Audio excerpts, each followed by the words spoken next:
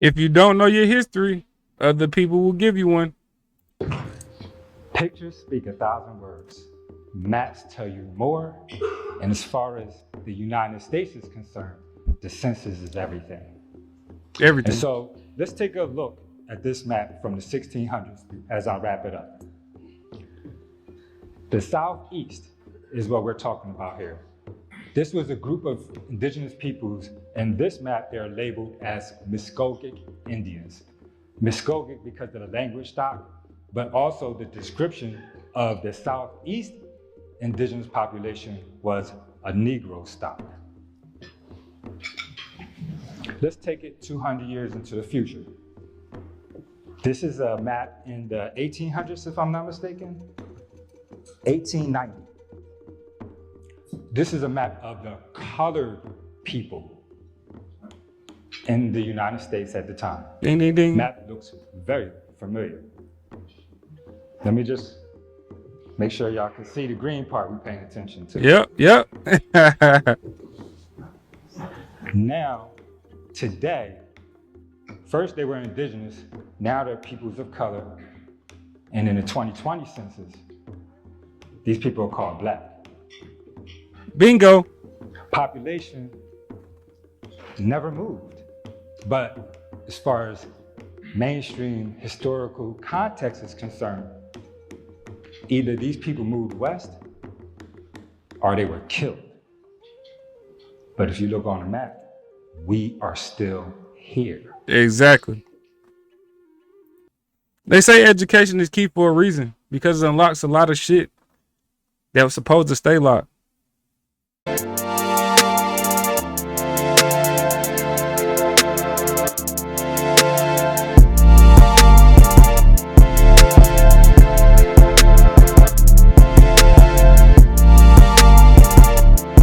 Hey, this your boy Veli, man, and in this video, we diving straight down the rabbit hole. Like I've been telling people for years, Black American natives who were here, this is partly on how they became African Americans. We've never been African. It's a small percentage of Black Americans that actually came from the Zionist ships that brought African slaves.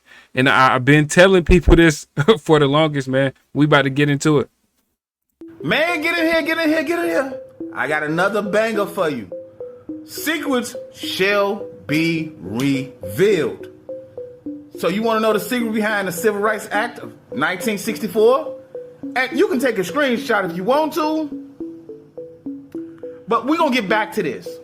How did they get thousands of tribes in North America following behind Dr. Martin Luther King of millions of tribes, like millions of Indians, to sign two treaties? One in 1964 and one in 1968. Now, let's start at the top. Civil Rights Act of 1964. But let's go down here. United States Code, Title 11, Chapter 15, Subchapter 1, 1503, right? Let's see what that is. What that says. What that says. Now, 11 U.S. Code 1503, International Obligations of the United States. To the extent that this chapter conflicts with an obligation of the United States arising out of any treaty or other form of agreement to which it is a party with one or more other countries, the requirements of the treaty agreement prevail. So the agreement still prevails regardless of this. What that says? Okay. So I'm not lying. Okay, so I'm not lying. Now, here go important court case, and you can look this up yourself.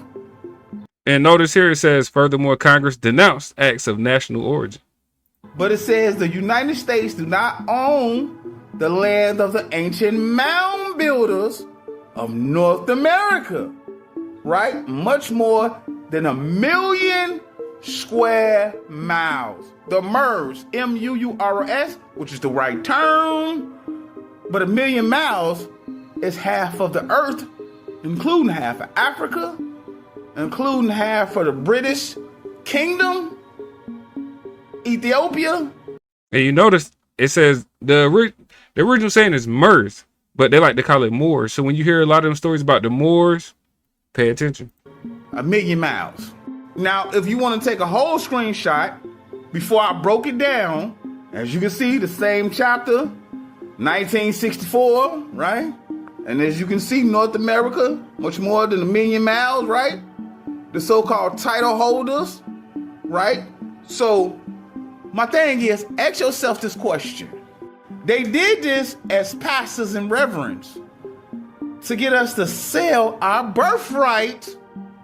And when he figured out what was going on, this is the end result, right? But yet, so-called the hidden ones reclassified us as African American once they thought that we sold our birthright in this treaty, Civil Rights Act 1964. Hold on, let me play that back.